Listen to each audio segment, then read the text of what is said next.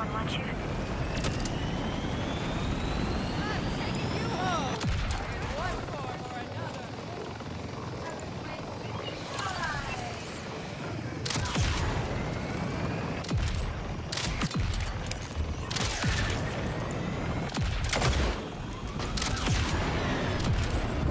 You're a mean one, aren't you?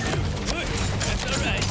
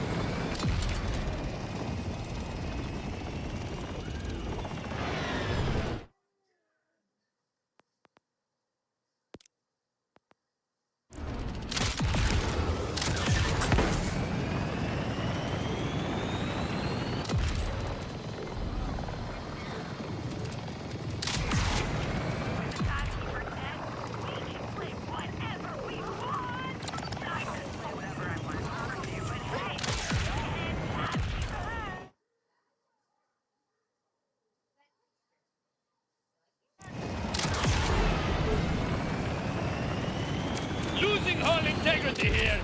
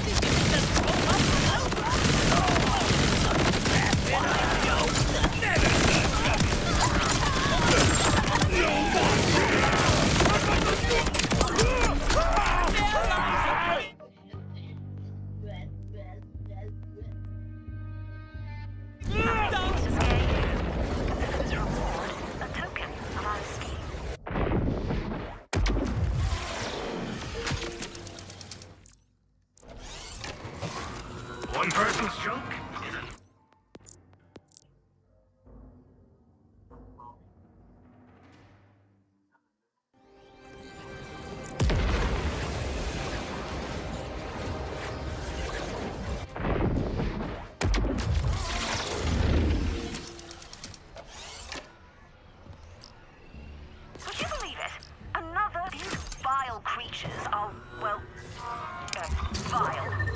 We cannot let this one free to...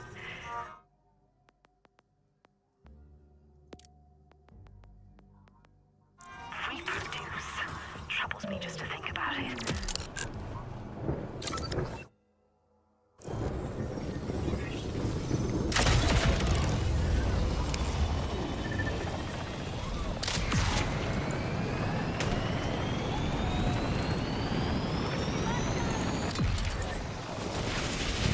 Spotted un enemigo en los...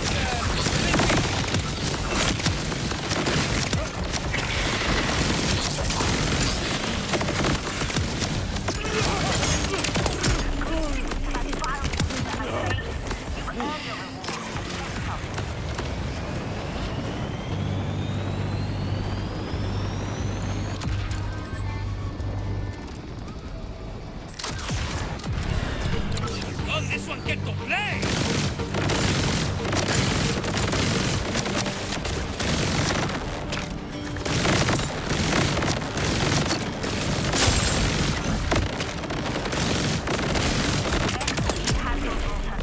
That vile creature. Exactly what it is. When it talks, let this paper say, thank you, darling.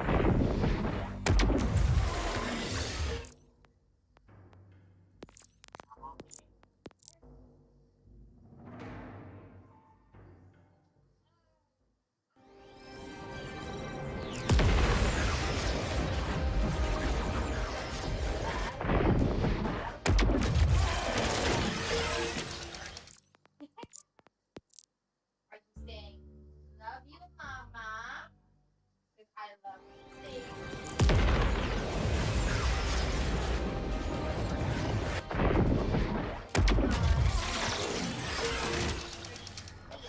Yes. You know. Yeah, I do know your name. I know you do. I know you do.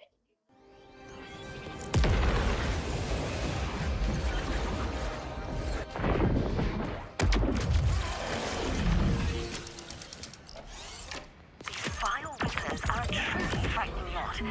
Do you think you're up for the challenge? Wow.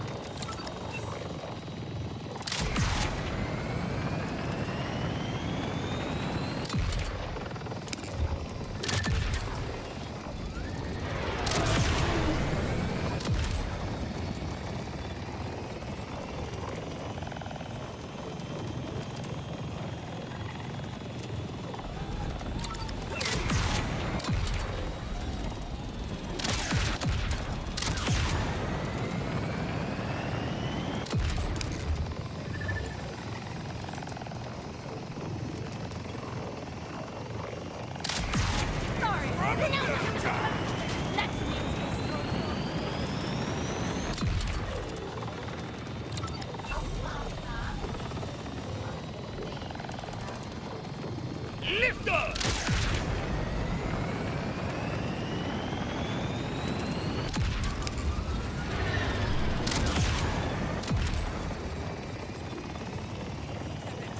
Take it in and become. These rippers on your back.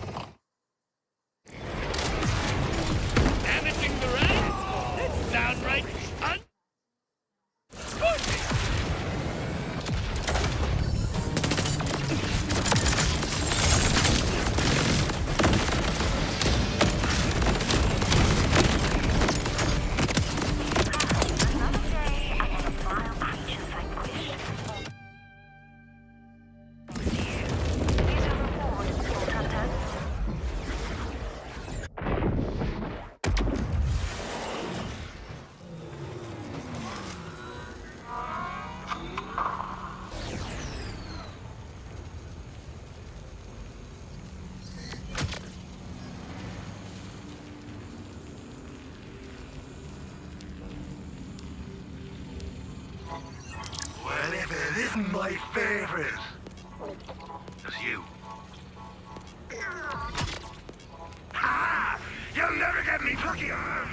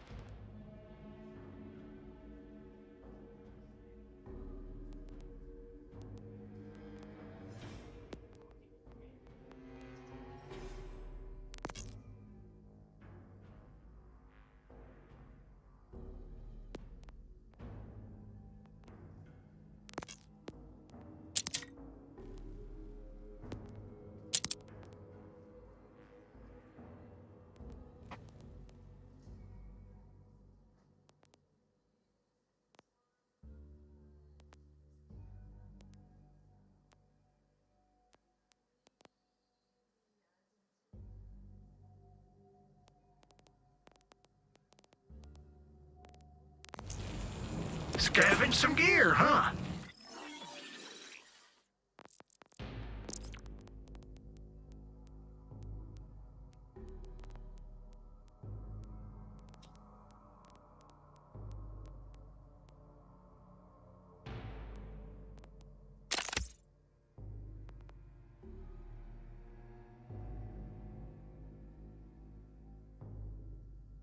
You didn't happen to grab any parts, did you?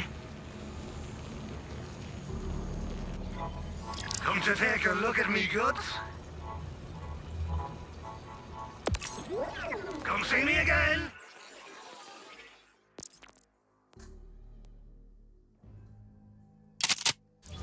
Unless you're broke.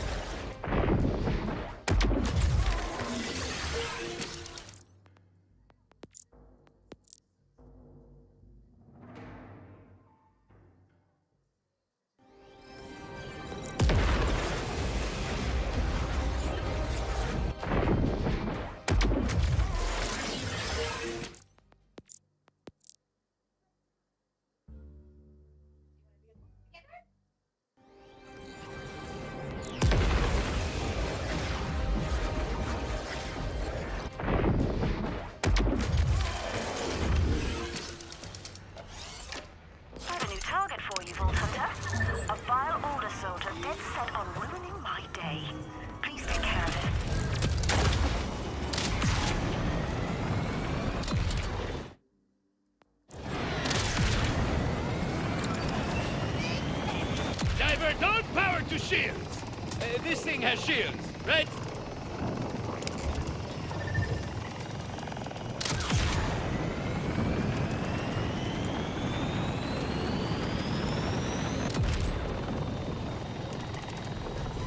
I advise my enemies.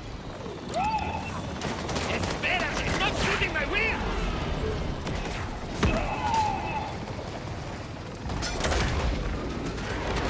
This certainly won't do my premiums any favors.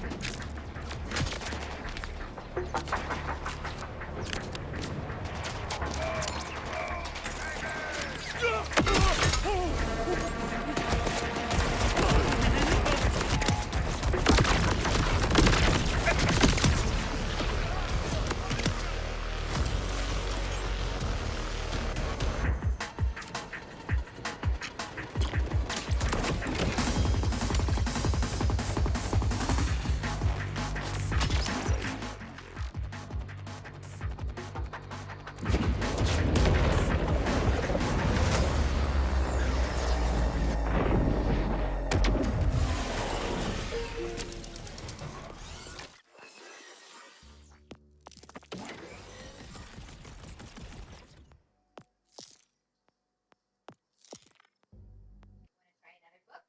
I were to find your book. I were to over time. Bonus damage is pretty gross. This will lead into Inspirato for more of action skill. If I aim in, I get bonus shock damage. So that's really strong. And then we just got 1 point into my cheeks would be fluffy. Yeah, do the cheeks of the tiger. Inspirato for more action skill duration or rate. This means our action skill drain is less and we get some more cooldown. And then we got 5 points into Midnight Oil for bonus corrosive damage. So our My tail would be furry. Furry tail. Furry tail.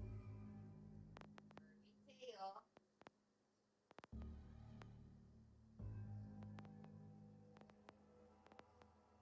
If I were a tiger, I would hide in Peacebreaker cannons are, and we get some more cooldown. the sky. Our action skill drain is less and we get some more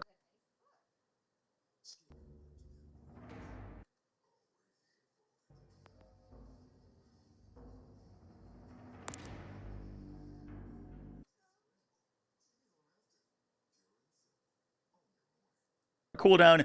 And then we got 5 points into Midnight Oil for bonus corrosive damage. I've got a class mod boosting this. It's going to give our duration reset whenever chance and more action skill. We're also putting points into asymmetric warfare. We've got more points into. We're going to be using the double to give us even, mainly just to get down to pain reaction, which gives us even more ricochet chance. El Alacron gives our damage by our Peacebreaker cannons have an increased chance to receive status effects. So we want them to be getting status effect by everything so that we can get more ricochets with pain reaction. And concentrated buildup gives us bonus shock damage. I get bonus.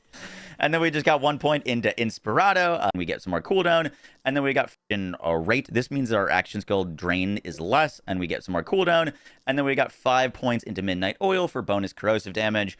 So our Peacebreaker cannons are doing fire, they're doing shock, they're doing corrosive, and they're doing radiation. I currently don't have a way to get cryo on the build. Technically, you could use a cryo beam tosser instead of a radiation one, but that is kind of the setup. For our gear, we're going to be using the Instigator class mod. This gives our Peacebreakers stacking gun damage, which is going to feed into our action skill damage, and it also gives us the most amount of skill points and things that we care about. I've got on the Shiny Warpaint rep kit. I'd actually recommend the Kill Spring, just because the Kill Spring will heal you on any overkill damage, so you would just basically become unkillable on this setup. I don't have one on me right now, but for your rep kit, I would recommend the Kill Spring. War Paint's also nice for some extra fire.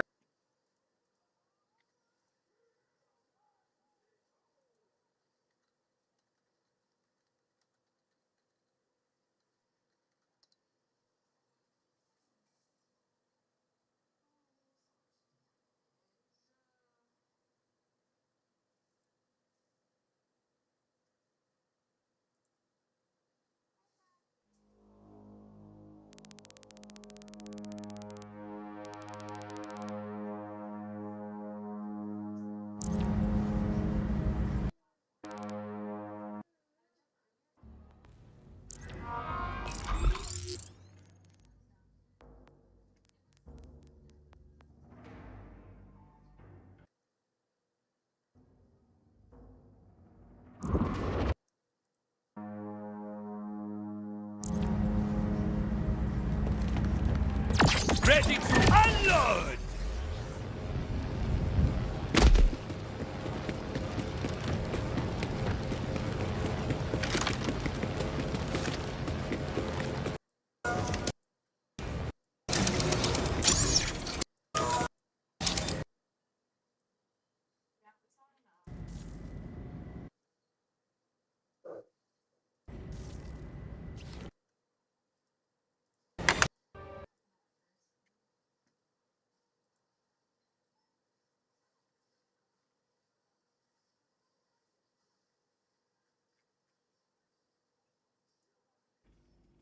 Hey, what's going on, guys? Scars here again.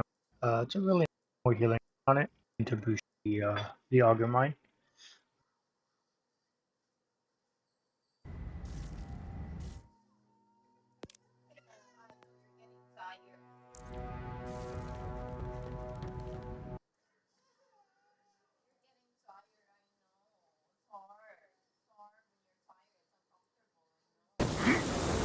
Come!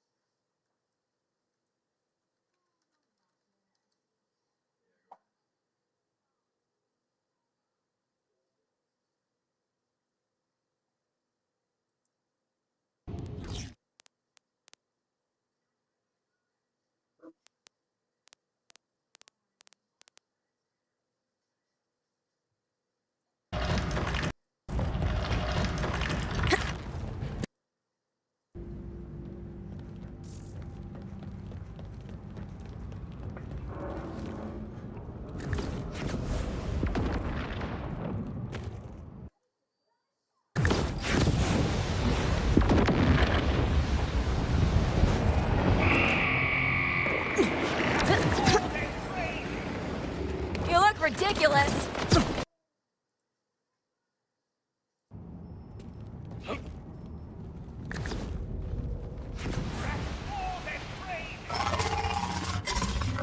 Order forces on the field!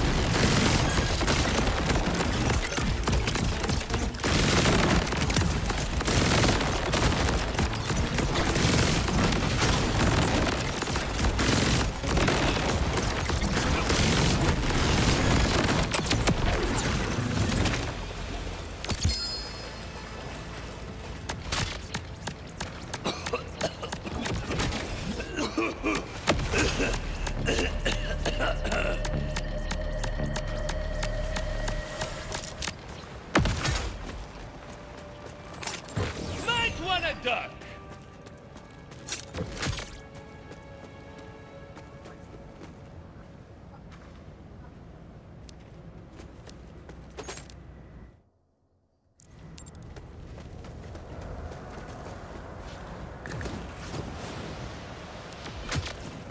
Gah!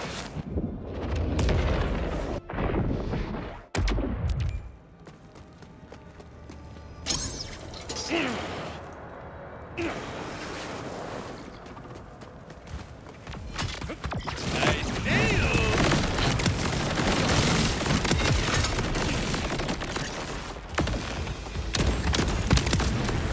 Well, don't look so surprised.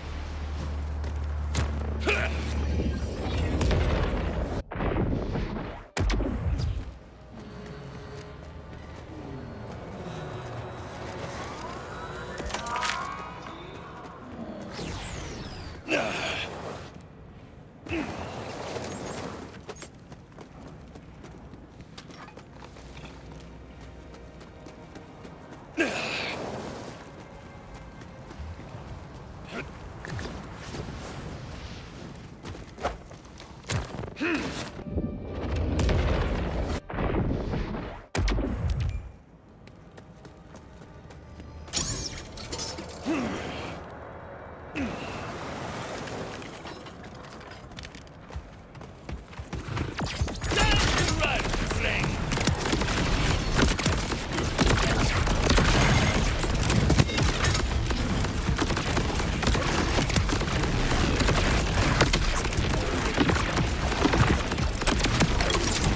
Stylish and fun.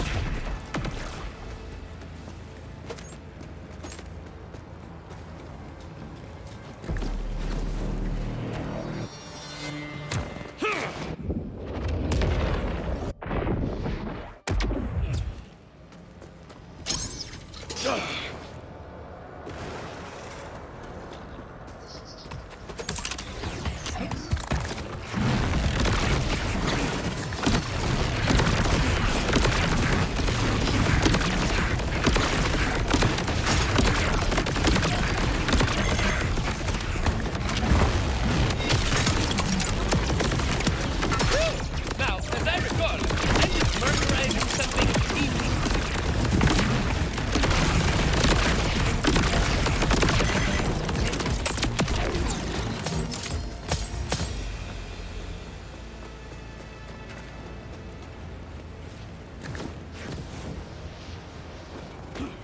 Gah!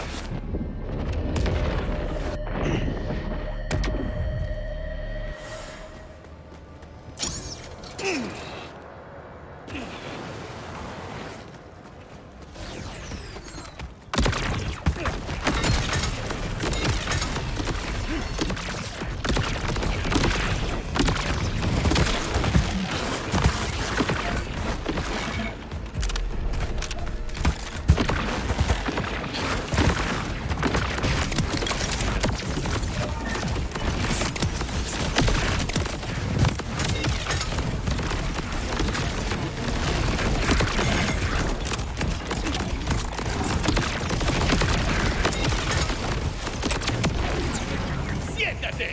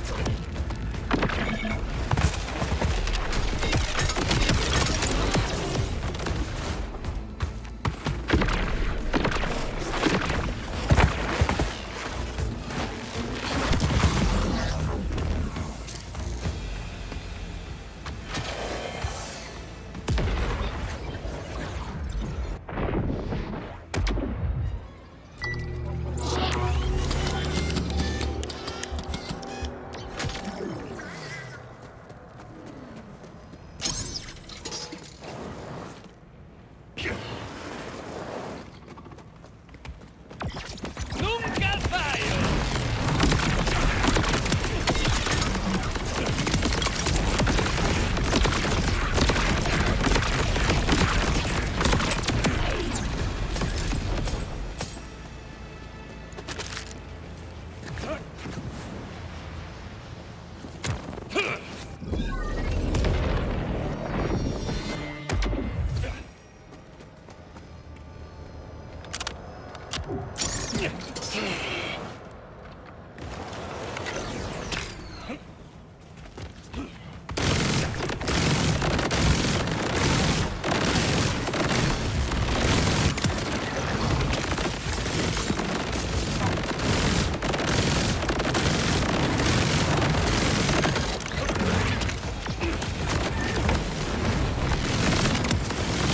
So I can let go of the fire this way.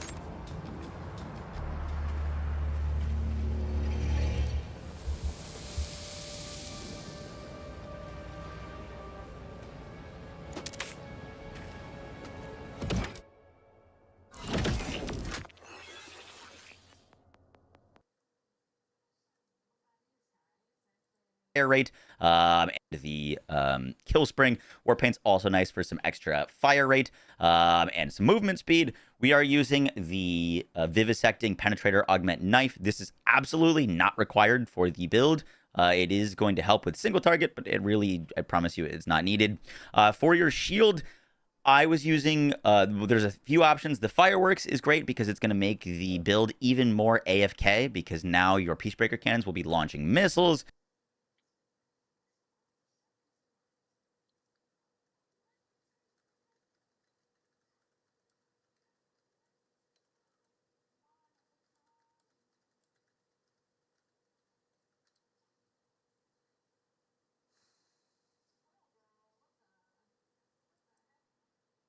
Hey, what's going on, guys? Welcome back to another Borderlands 4 video, and today we're going to be going over the Fireworks Shield.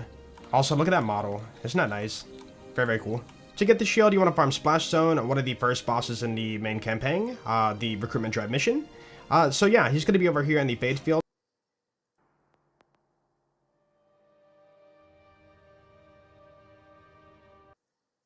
It's at the bottom of the map.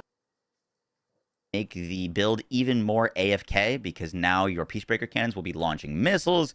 You can also rock a Super Soldier for some extra movement speed while you're flying around, and fire rate. And then for bossing, I was actually throwing on a Protean Cell. This, whenever we ground slam, our shields drain over time, and we get plus 40% bonus shock damage. However, damage taken bypasses through our shields. If any boss hits you with this on while you're on UVH5, you basically get one shot by it. However, 40% bonus shock damage on top of all of our other bonus damages. Pretty gross. This will lead to some very, very fast boss melts. And then lastly, for your enhancement, you're just looking for a mixologist. I haven't gotten like a legendary Malawan enhancement, and you're ideally looking for gun damage on this. Gun damage is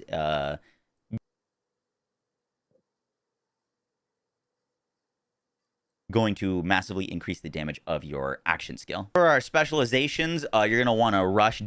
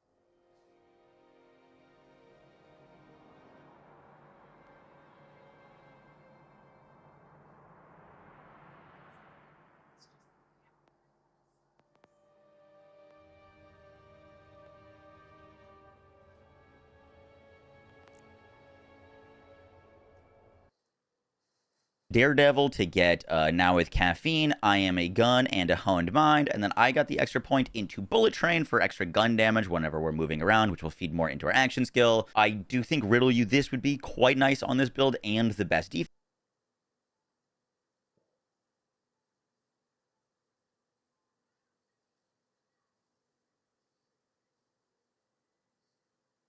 Would also be quite nice, but I haven't got to them yet. For your firmware bonuses, I was rocking 3 into Deadeye because we stack up crits very, very quickly. So this is a bunch of more damage for our actions.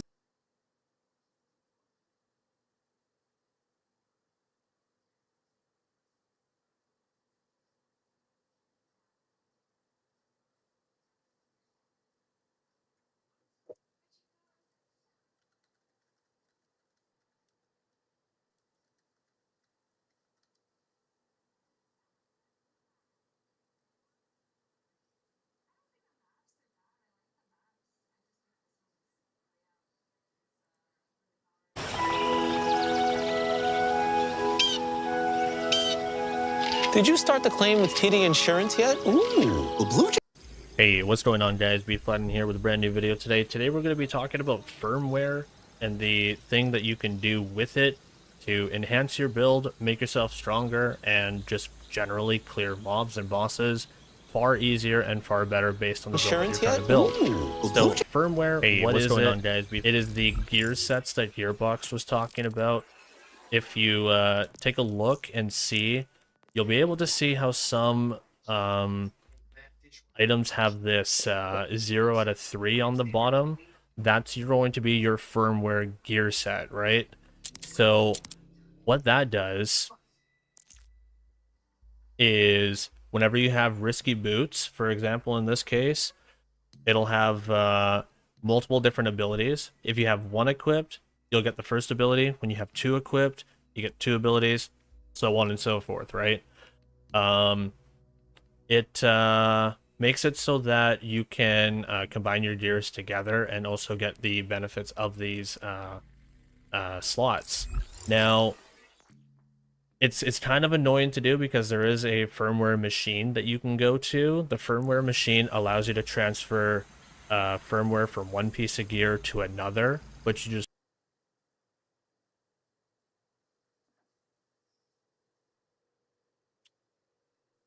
Did you eat? Yeah, I had one of this. You want mine? No, I'm full. It's enough for me. Are you gonna throw it out or no? No, I will. Don't worry.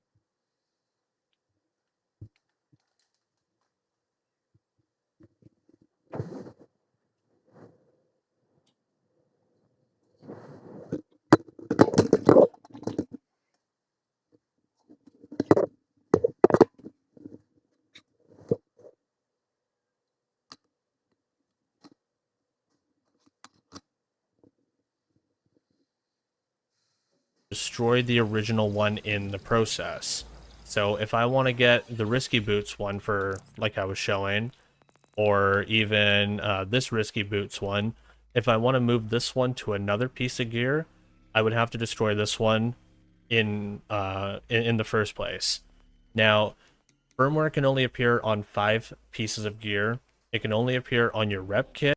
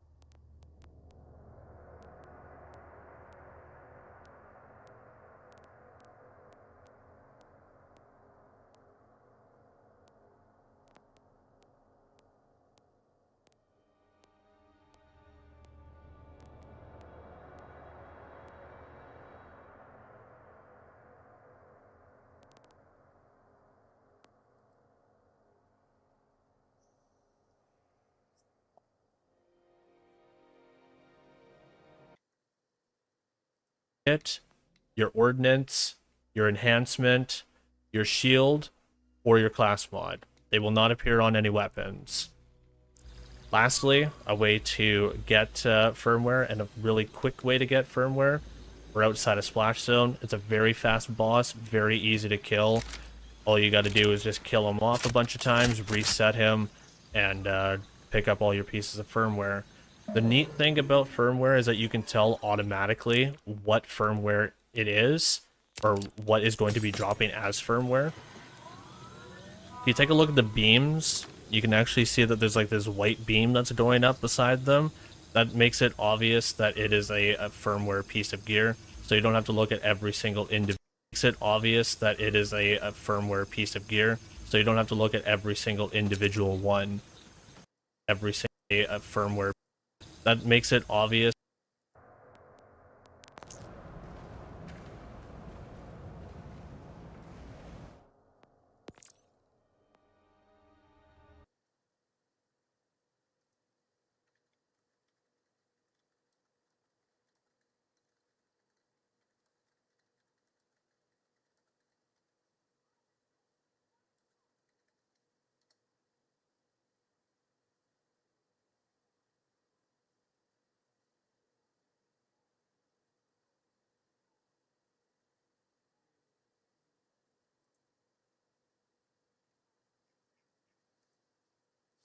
That it is a firmware piece of gear, so you don't have to look at every single individual one.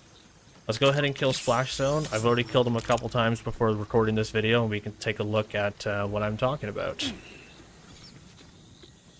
I didn't reset the machine.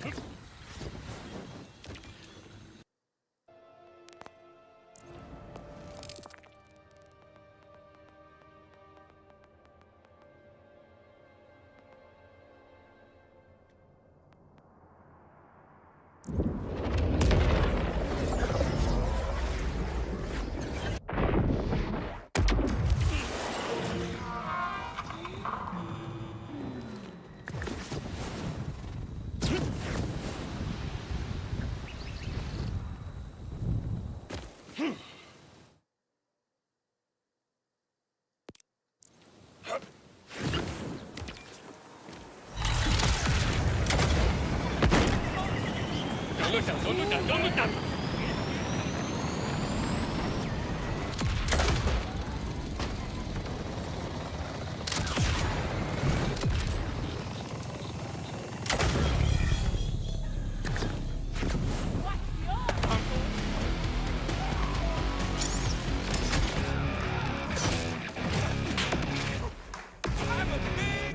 Spotted un enemigo en el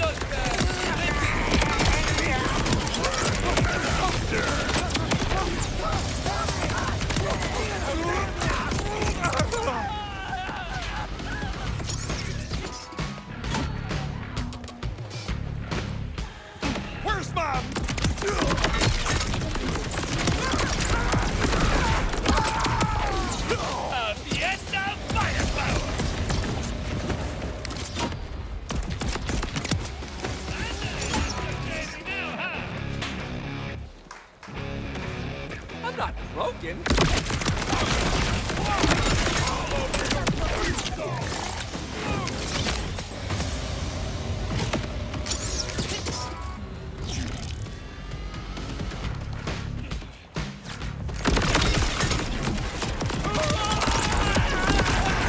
Bit too good?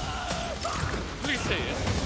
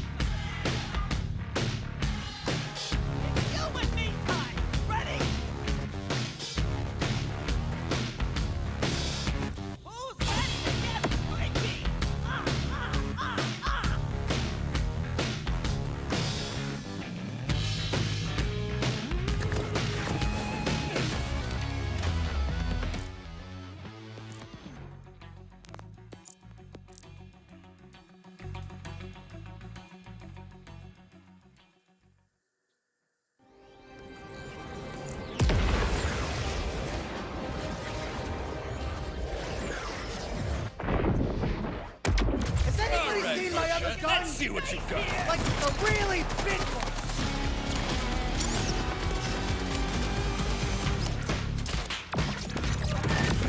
Spotted un enemigo, amigo.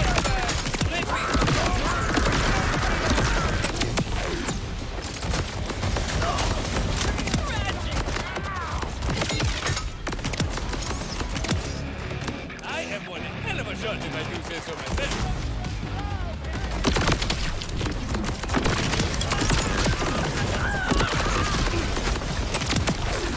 A dose of the corrosive.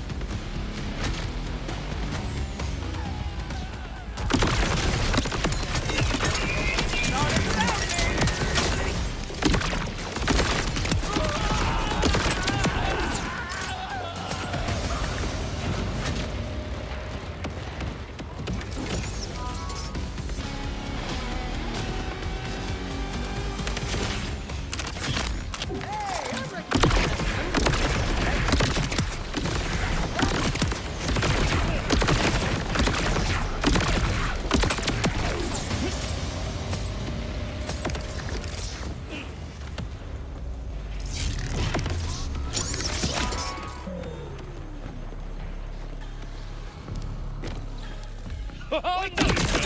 I like my neck the way it is.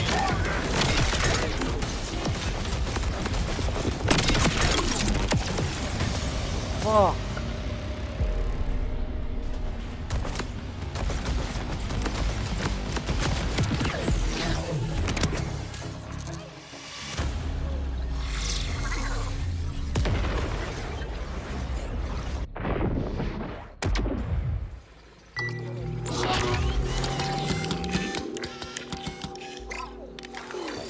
Let's gun this greaser down.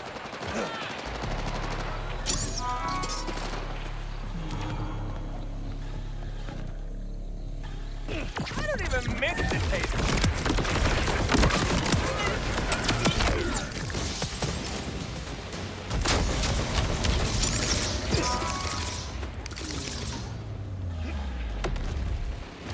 No such thing.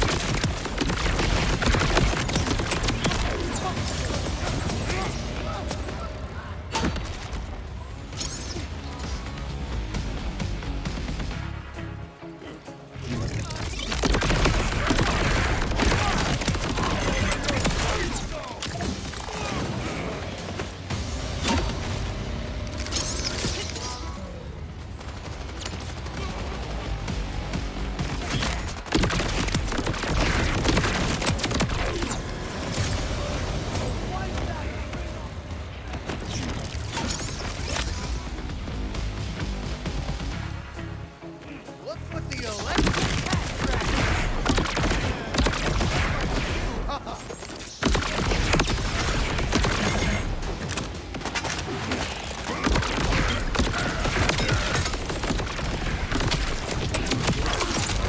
Well, don't move. You'll just splash it everywhere.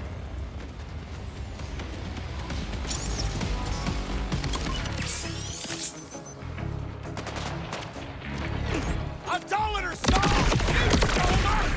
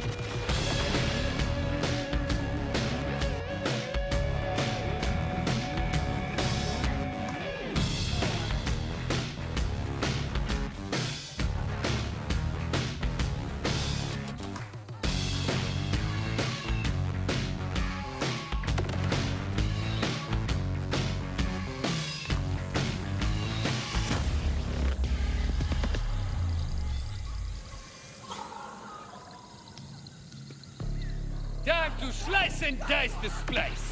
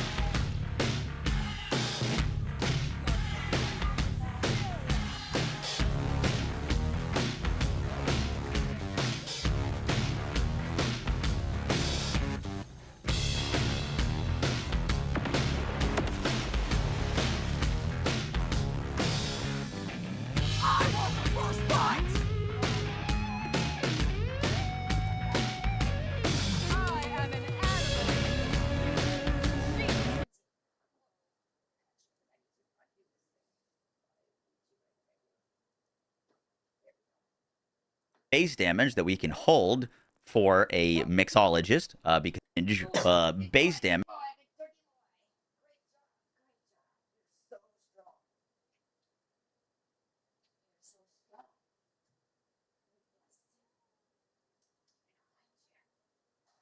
little bit of cereal. Enjoy. First couple bites. Good job for a couple days, then we can move to other stuff. Okay, we're going to start with just the starter cereal. Start with rice cereal.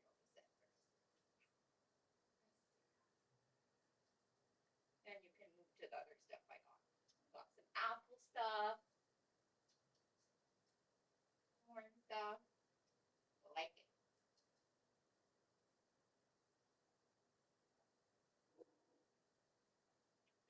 You did a great job, Leon.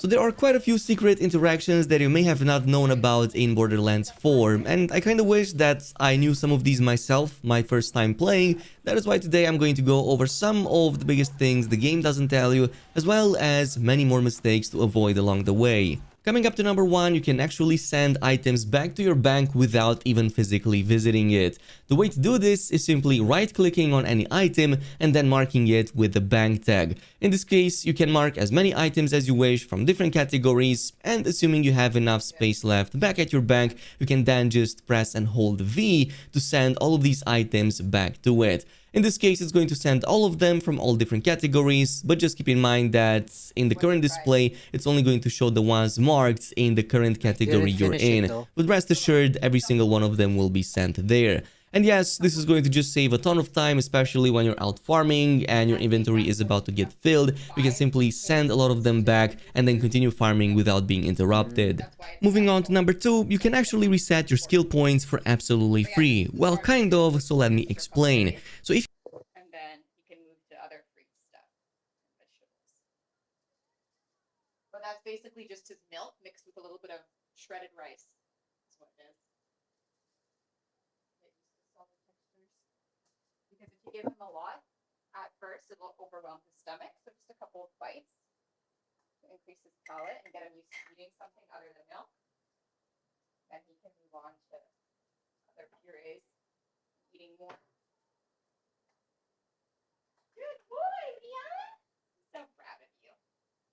You liked it though. He was eating it. Yeah. It's really good.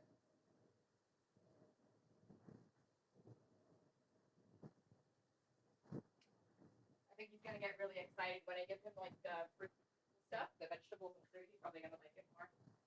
But I have to start with the plain stuff first.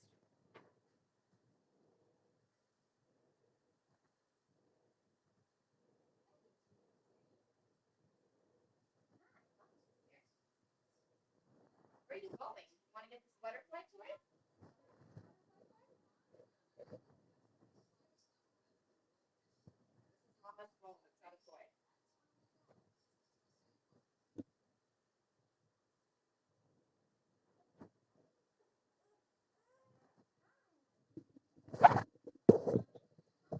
Mommy is here. Oh, I love you so much.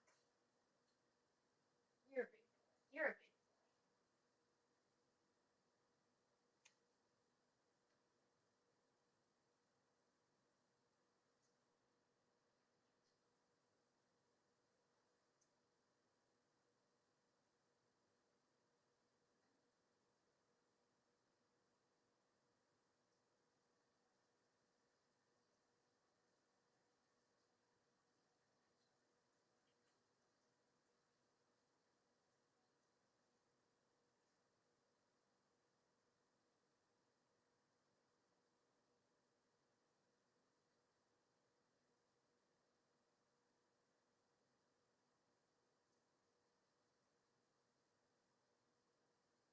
Hey, don't watch that, Leon. Leon started watching you shave your balls. Leon, don't watch that. What? That's not entertainment for you.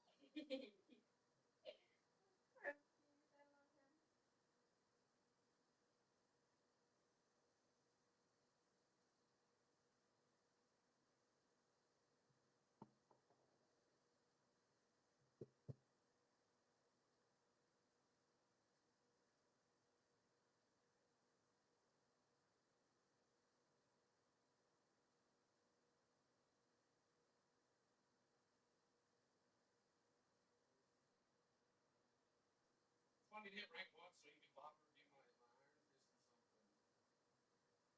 You gotta be hit rank 1 Daredevil with drop press, so didn't go watch their video.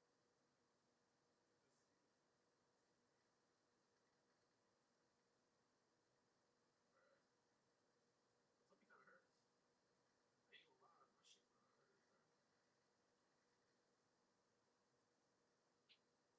kinda hurts.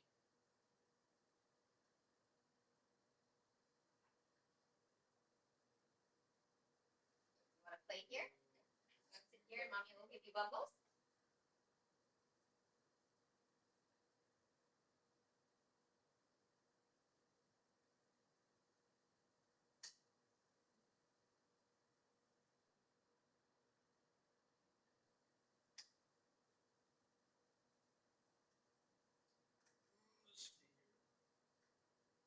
Want bubbles?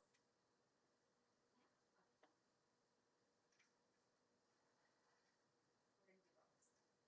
bubbles. Bubbles. Bubbles. This is called bubbles. Okay, Leon, ready? We're gonna do some bubbles. 3, 2, 1, bubble time.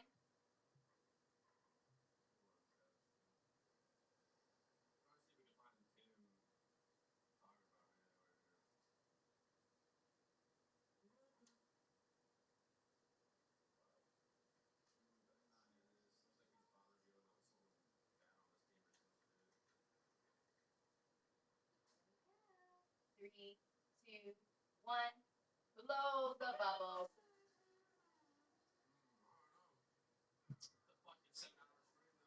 Aw, you love the bubbles. Leon was trying to watch you shave, by the way.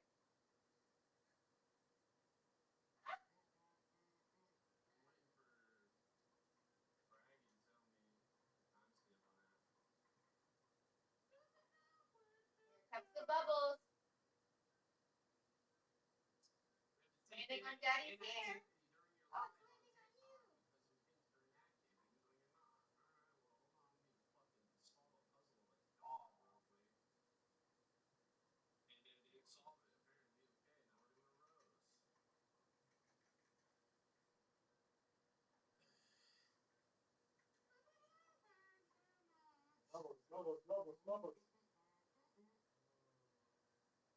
Aw, you love them.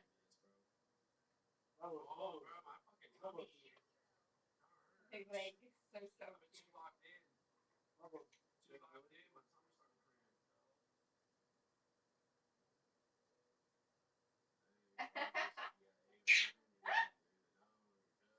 So cute. Bubbles. Bubbles.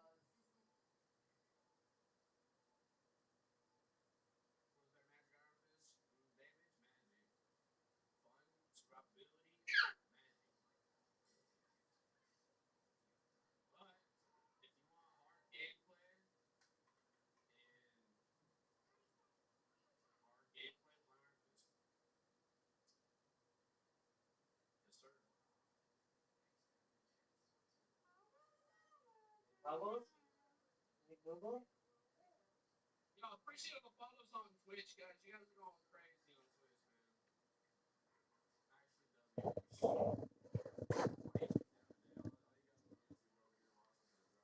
If you have any skill points available, you can invest and instantly reset them as many times as you wish, as long as you don't leave this skill menu screen before committing to them. So if, for example, you misplaced a point or changed your mind, you can just reset that point right away, but again, only as long as you didn't exit this screen or switched to another tab. The game doesn't even give you a confirmation when you fully commit to that, so that is why this may be easily overlooked. However, the moment you commit those points and then leave this menu, your only choice remaining is to go to a respecking station and pay the price to do it the normal way. This may come in handy if you're out in the wild and can't afford to teleport back, in case you want to properly set up your build following this.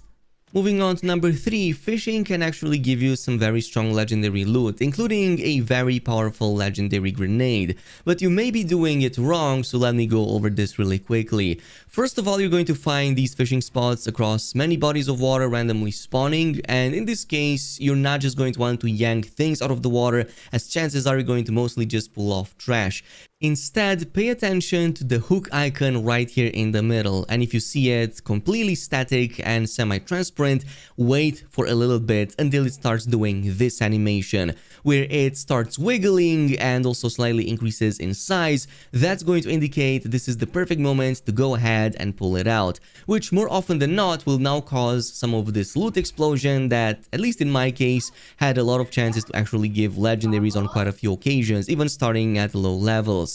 So this is going to be the primary way of doing it, and if you're lucky enough, you should even get a super interesting legendary, which is the Slippy Grenade. This actually lets you throw a swordfish that bounces on the ground, dealing a ton of damage in a pretty good AoE, knocking back enemies with great force, and even having a chance to spawn other fish, so it can actually increase in radius. It may not be the best of all of the grenades in the game, but it's definitely one of the best, and it can definitely carry you, especially if you get it early on. Moving on to number 4, this may be a little bit contrary to what you're used to in video games, but I highly encourage you to actually play the game on the hard difficulty.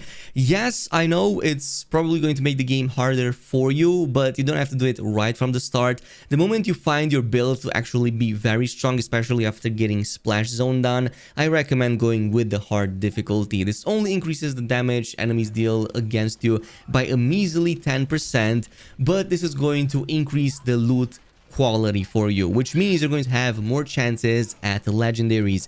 Now, yes, Technically, this also means your elemental affinities become more important, so otherwise your effectiveness may be as low as 50% lower than before, but as long as you know what you're doing and pay attention to what type of health bar you're dealing damage to and using the appropriate element, you should not have any issue, especially since now, at least on average, the loot quality dropping for you should be a little bit better, at least getting more legendaries and whatnot. Again, I recommend giving it a try at least once, or at least when just taking down bosses for farming reasons. You can always just change the session settings at any point in the game, and it's only going to reset you back to the previous save point, which is actually going to be pretty close by.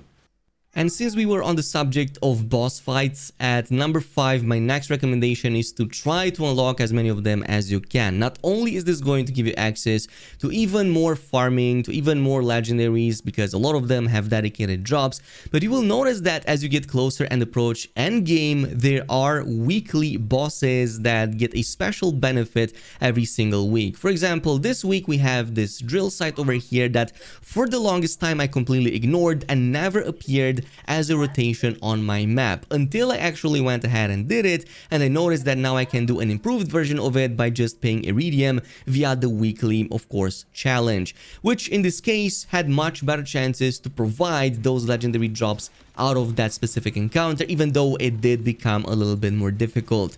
And it's not just for these weekly farming reasons, it's also because that's how you're going to unlock some of the higher Ultra Vault Hunter mode levels. Especially pay attention to those auger mines, because a lot of those bosses at the end of them are part of the rotation that will bring you from Ultra Vault Hunter mode 1 all the way to max 5. This is Chantal. Looks like she's having a casual coffee scroll. But on the inside... This brings us to number 6, and maybe you want to progress with your vehicle engine. You can pretty much customize the vehicle engine with different manufacturers that give you slightly different stats, depending on the type that you want. Some may have better speed, but worse acceleration, or better handling, but worse boost, and so on and so forth. And you can actually rank every single one of them up, so at the end game they will become a lot more useful. But to actually unlock extra engines and get that rank from 1 all the way to the max, you're going to want to pay attention to specifically these challenges over here that are specifically aimed to taking down enemies with different manufacturers. And the ones I mean are exactly here at the top. You will even see them by their distinctive icons, which basically indicate you're going to get an engine upgrade. So like for example, in this case, if you defeat a certain number of enemies, let's say with, I don't know, order guns and gear, that's how I was able, for example, to get this order vehicle hover drive over here. But of course, you're going to unlock the majority of these anyway as you play in the game. However, if you have just a few more points left and you've noticed them in that challenge screen, just go ahead, defeat enemies with that specific type of weapon or gear, and you're going to get it soon after. Moving on to...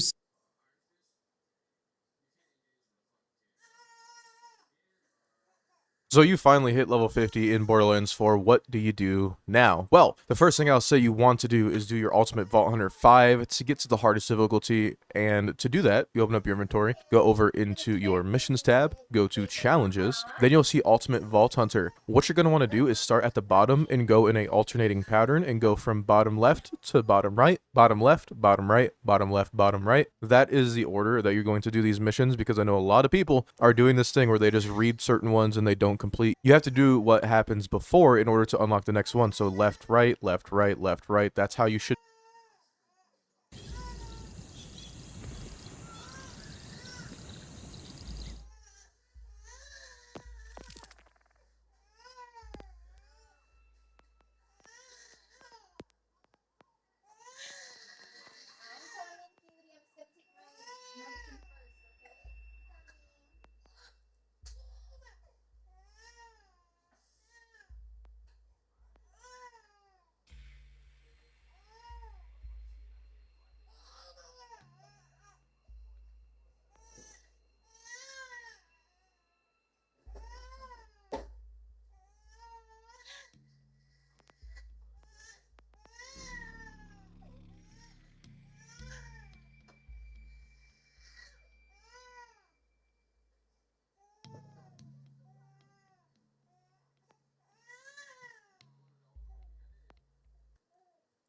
should be doing them all the way up until you get Ultimate Vault Hunter 5. Now let's say you are Ultimate Vault Hunter 5 and you clicked on this video at level 50. What the hell do you do now? Well, I'm pretty sure you're well aware of the endgame activities like the Moxie's Big Encore, which is currently located over here at this drill site if you guys want a chance at the Men in Black pistol. Now if you want Maurice's Black Market, which is actually located today, would be over here. And if you want to do your weekly wildcard mission over by Lilith, you can definitely go do that as well. But I will say those 3 endgame activities can only take you so far. I would also recommend that you farm SDUs. I'm not fully maxed out with my lost loot, but getting your SDUs is something to do that is actually pretty, not time consuming, but it's actually kind of fun. And the way I recommend doing this is just simply going over to your map and doing things in order to get them as quick as possible. Drill sites will give you 40. Not only drill sites, bunkers will give you quite a bit. So will the great crawlers. These give you 40 as well, but eventually you're going to run out of those and you're not going to have enough for SDU spaces. So after you do that, if you want the most time for your buck when it comes to actually getting more, I would recommend either doing the throwable little lost capsules. Those do give a decent amount, but what I got the majority of mine from were actually the propaganda speakers, because each one of these defenses gives you like 20 and they don't last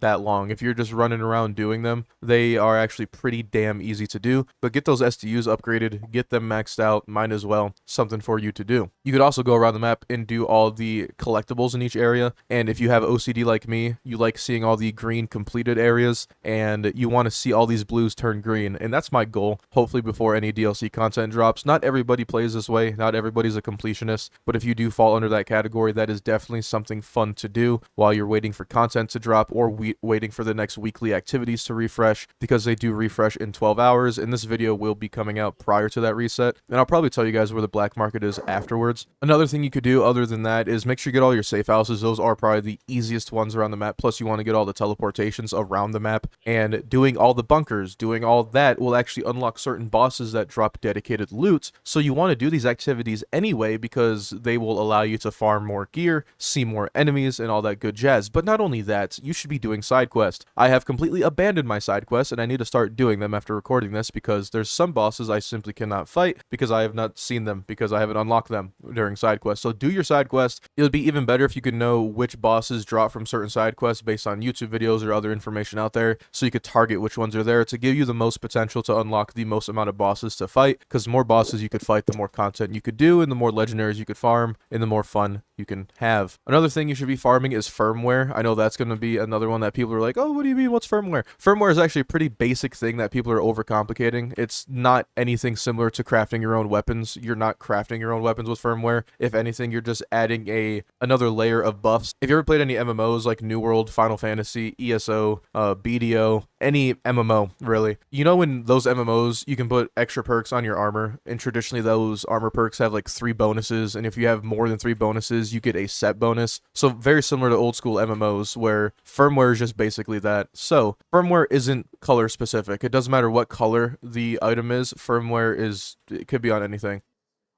Illusions fall before my blade. Stand tall before the eternal sun. So as you see on these 2 beams, if you look at that little glitch effect on both the beams, you can see it if I sit still. That means there's a piece of firmware on that gear. You see how that beam doesn't have those little glitch effects? The legendary beam has its own effects, but that little glitch that you see, that is what you have to look out for firmware. But why is this important? Well, when you go over to these machines, you could extract firmware as long as it's on a similar piece. So if I have a piece of firmware on my ordnance, that means anything ordnance related, like my rocket launchers, my grenades, as long as it's in the same category. Same goes for anything else. If it's a class mod, it has to be from class mod to class mod. If it's on a shield, it has to be from shield to shield. You can't pull something from a heavy and put it onto your shield. That is another endgame activity that you should be focusing on, so you get these cute little buffs on the left-hand side of your screen. Mine was just for action skill, because that's really all Harlow is right now for the build I'm rocking. I do have a whole boss melting Harlow that if you want to see, I have all the builds on my channel. I have a melee build where I just one-punch everything with melee Harlow in UVHN 5. I do a lot of Harlow builds. Anyway, another thing you should be doing is maxing out your specializations. I know I'm level 114 and I should probably go outside. I would recommend going 20 points into each category first. so you can get all the perks and then start investing into these that actually matter to you. The most popular, and in my opinion the most important, are probably going to be Runner, because it gives you movement speed and people love moving. Sharpshooter will give people reload speed, but I don't see this being as popular. Brute is just gun damage. People are going to max out Brute rather quickly. Killer's crit damage, that's going to be pretty popular. Gadgeteer and Daredevil are both cooldown, so I don't see that being used much. But these Brute, Sharpshooter,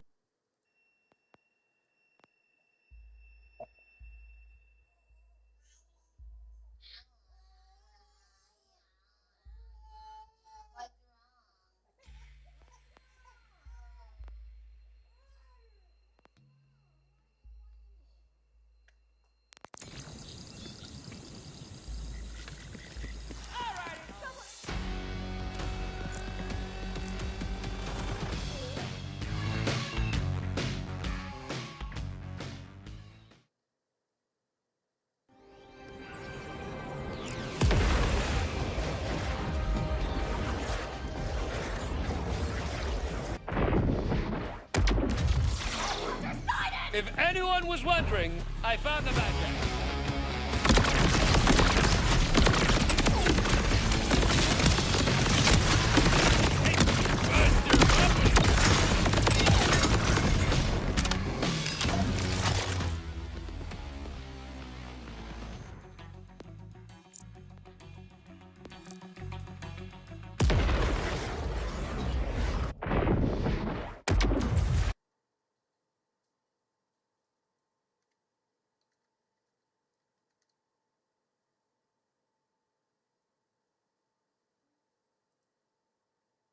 Ladies, gentlemen, and I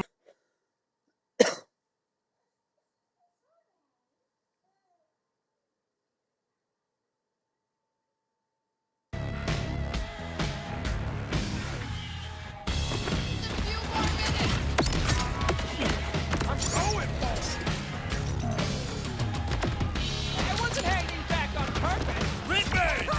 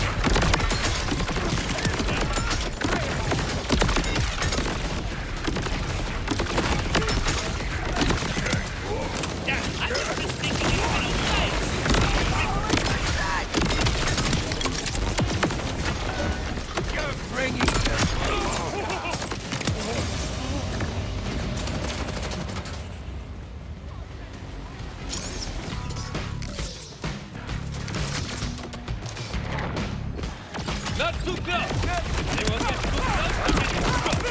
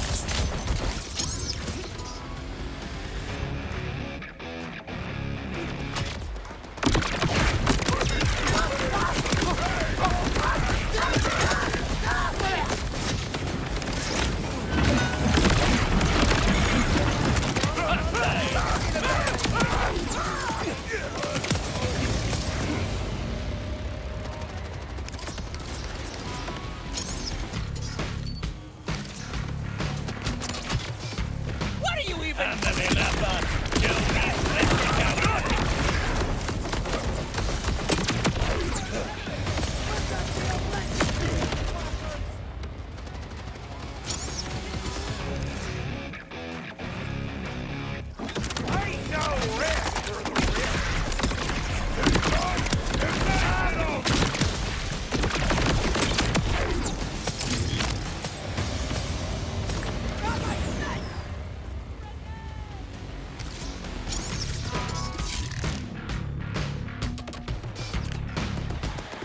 Look out! It's me! Everybody run! Guys, I'm glad to start animal cases to the invite.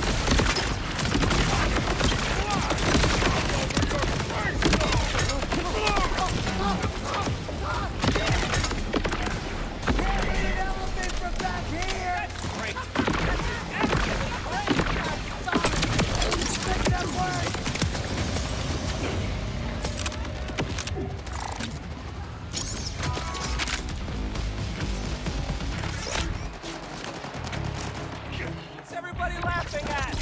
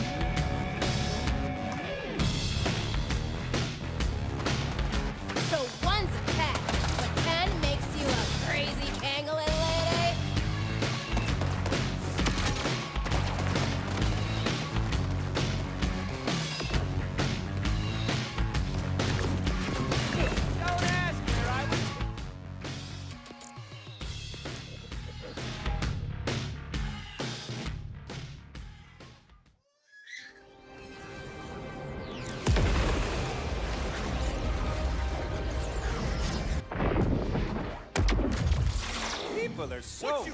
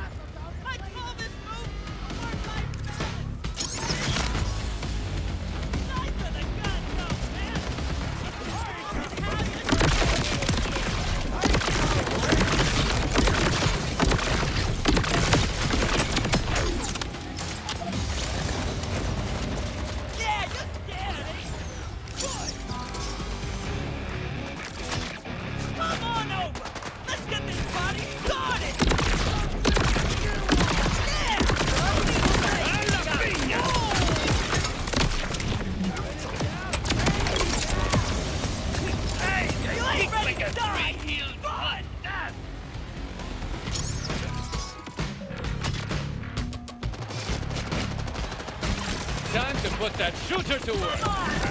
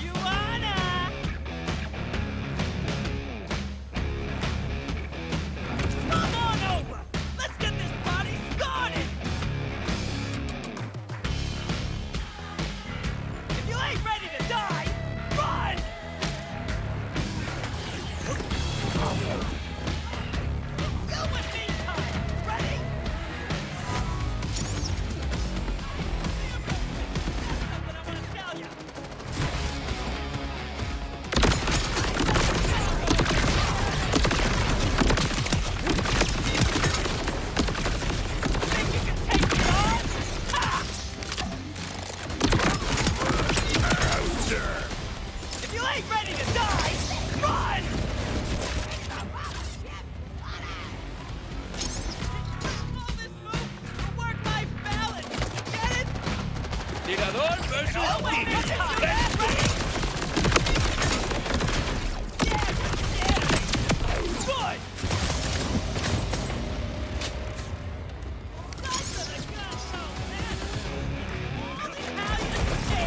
Would it be weird if I jumped in the boat? Think you can take me on?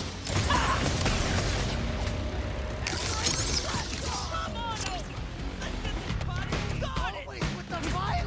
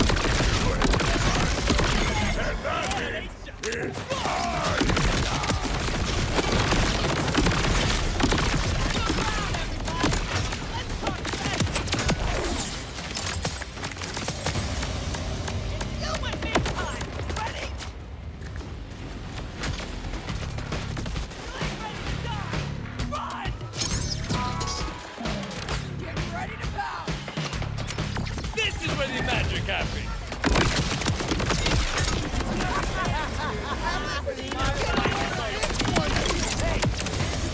Surprise, I'm alive? That makes two.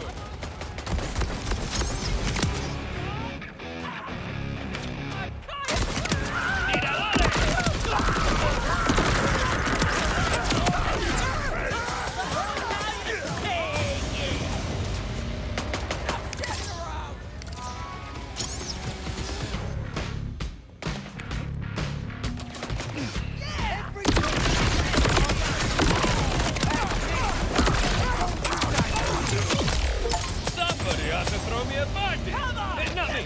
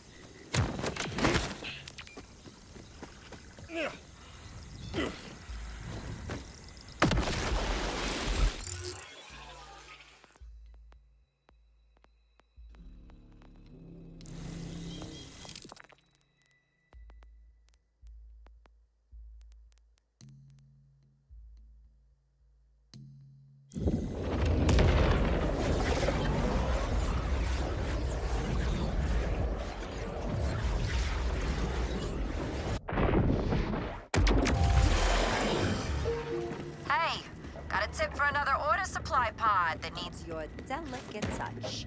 Directed by my expertise, of course.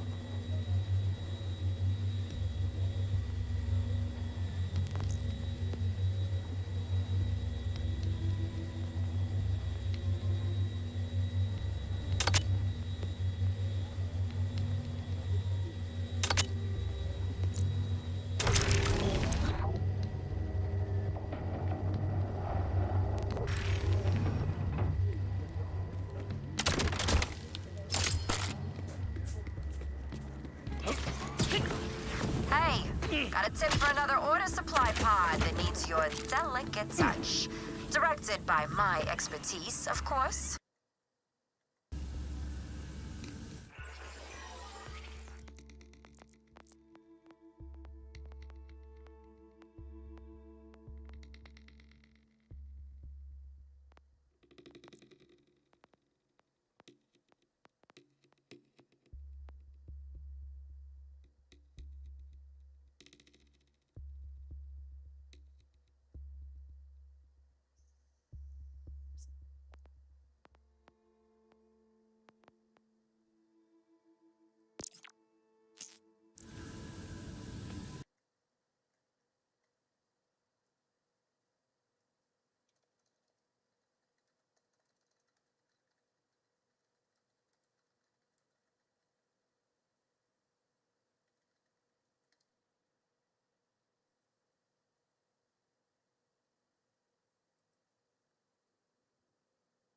Your style, your statement. StockX makes it happen.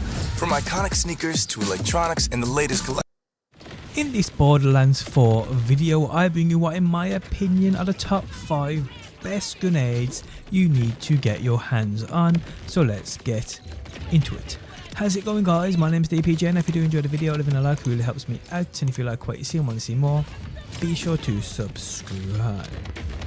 So in this video we check out 5+ of the best grenades you can get in the game, with a couple of honourable mentions at the end also. So let's get into it, people. And first up, which is going to be no surprise to anybody, is the crit knife. So I'm pretty sure everybody is aware of this.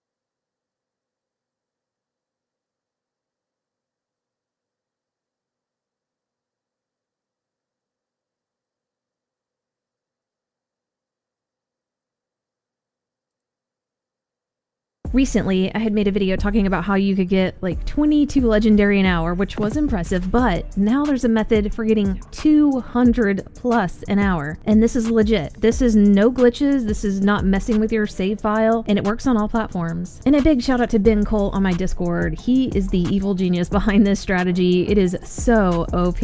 Also, this is not a duplication method. There is a duplication glitch out there right now, and this is not it. And you can get 5,000 guns in about an hour, in addition to the 200 legendary. You can get massive XP with this, and I think this is going to be the fastest way to level a character from 0 to 50. I would be surprised if there was faster. If there is, definitely comment down below. I'd love to know. I'm going to show you guys how to do this, and also what to expect as far as how much XP you're going to get and how long it would take to go from 0 to 50 and max out a character. I'll also show you XP needed per level, and then total XP for the entire game. Like, what's the total amount from 0 to 50? I had a glitch happen in my game where all the XP you need to get to 50 popped up on my screen, and I was able to use that to break down what you need each level, and I just love these kind of statistics, so I wanted to show you guys. Now, I know it shows you every level what you need to get to the next, but I don't think anybody's got it really broken down yet as far as charting it, so that's what I'm doing here. So once again, we are using Splash Zone. This is a boss you encounter right after you meet Claptrap. This is the very beginning of the game. I know myself and other people have been making videos about how good he is to farm, but we are going to speed this process up where you can kill him every 1 to 2 seconds and just keep repeating that. We're going to manipulate the proximity sensor that controls this zone that allows Splash Zone to spawn over and over again. You can repurchase this boss and fight him over and over again with Moxie's Big Encore, but if you're in a certain amount of proximity or in the zone of this boss fight, you can't purchase it again. So what we do is we get on top of Splash Zone's spawn, then you have another player at the buy zone buying the boss fight over and over again. And this player right here needs to stand right on the edge of the doorway on top of the spawn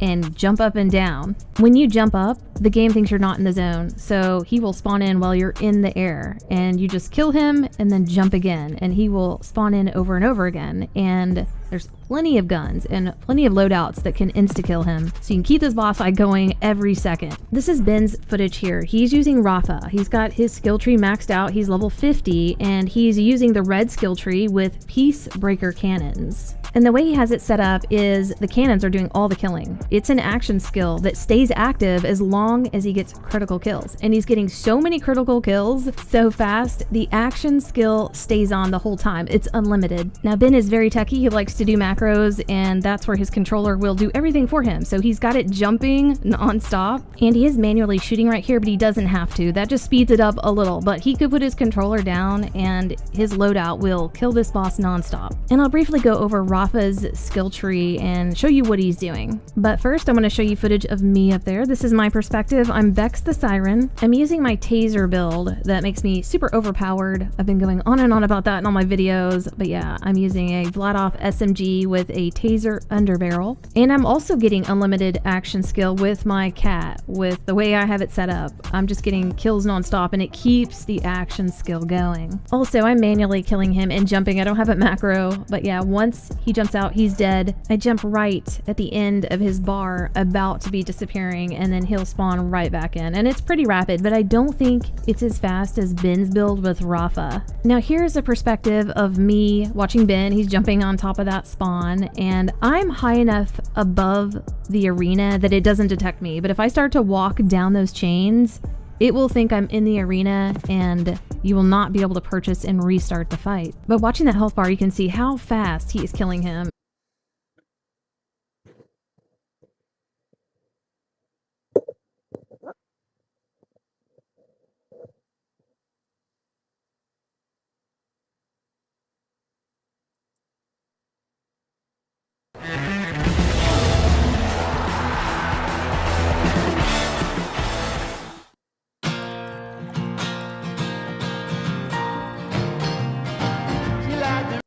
Vault Hunters, we might break the game with this list. We've compiled 10 of the most insane weapons and ordnance we could find, and would you believe it, you can find most of them in Carcadia Burn. My name is Kodiak, this is Legacy Gaming, this video on the screen right now. Our goal is to always make the most comprehensive weapon guides we can so that you can find items that will actually impact your gameplay. All the weapons and ordnance you see on screen can be farmed in Carcadia Burn at any point throughout your progression or during the end game, so don't feel like you're missing out. They'll be there when you're ready to farm.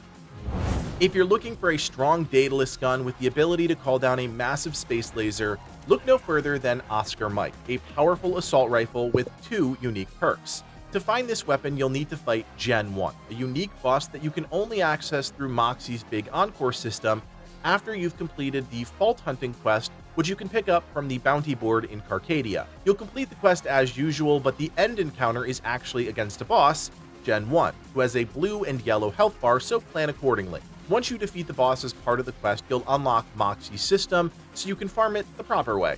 With some persistence and luck, Oscar Mike will drop. So in Borderlands 4, it is going to be pretty tricky to get legendaries in comparison to Borderlands 3, to many people's joy.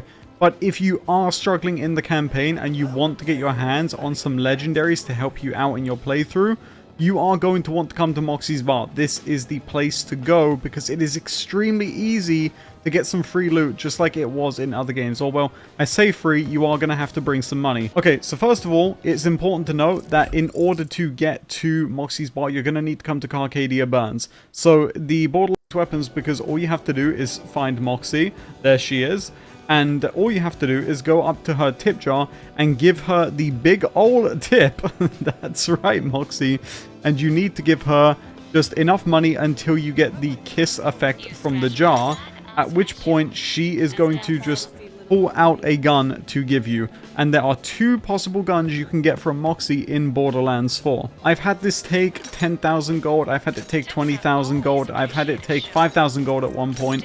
But basically all you need to know is that there is 2 different items you can get from Moxxi by tipping her. And one of them is going to be this assault rifle that you see me holding here. So I'll show you each one respectively. So first of all, I'll show you what it looks like when you get the reward. So you can see there you get the love hearts. And then Moxxi is going to pull out the weapon. And there you go. So the first one we're taking a look at is the Thirsty Cold Shoulder, or at least Thirsty is the prefix. But the name of the weapon is the Cold Shoulder. And that is one of 2 weapons I believe you can get from Moxxi's tip jar. So I'll tell you that I'm not quite sure what the special effect of this weapon is. It mainly seems to just be a very high cryo efficiency assault rifle, and it has a really weird firing pattern, as you can see, and it kind of arcs underneath, over the top, to the side, and just pretty much repeats. But it's not too good. It's really not that great. It seems like it's just kind of a starter legendary you can get if you need it. In all honesty, I think the best thing about this is how it looks. I think it looks really, really nice. But like I said, there's one of two weapons. That is one of them. So if you want to get the other one, you just keep tipping Moxie. It's going to be random each time. I believe it's a 50.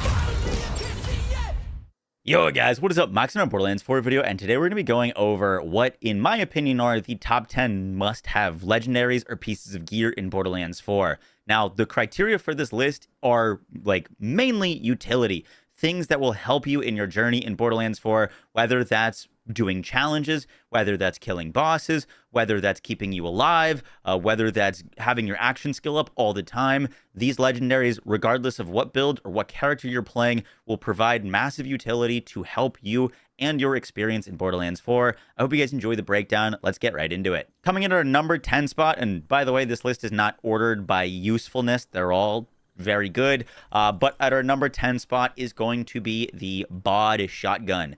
Now, this is a really cool gun because of its perk all-rounder. This counts as a shotgun, an assault rifle, a sniper rifle, a pistol, and an SMG.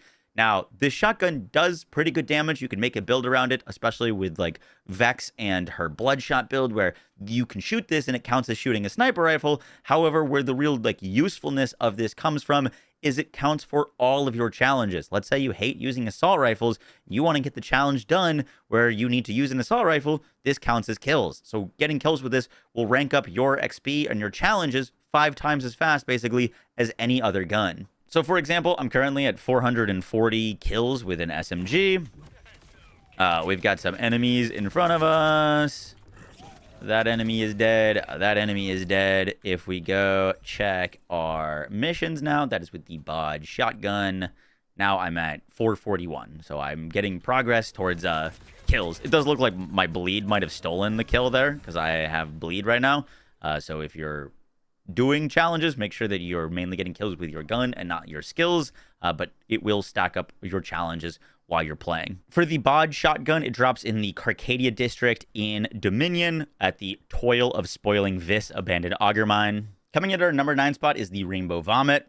This is a Jacob shotgun that is considered non-elemental. However, it will roll with 3 different random elements on it. This is great because in the harder difficulty levels of Borderlands 4, enemies are very resistant to non-matching elements, but take a ton of extra damage to matching elements. And this just gives you like the biggest elemental coverage, so you can take it against basically any enemy and do really well. It is also the best weapon in the game for farming a boss called Vialictor.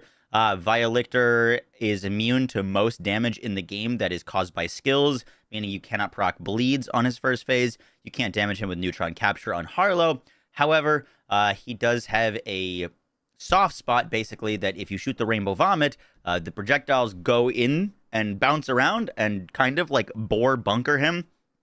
If you've ever seen the boar kill on Bunker, they kind of act as like bouncing balls inside a trash can that you shake up. They will just kill him very quickly. So if you're looking to farm Vialictor, this is a great option to do so. For the Rainbow Vomit, you're going to want to do the Enter the Electi Part 1 quest that starts in the Ruined Sunplans at Carcadia.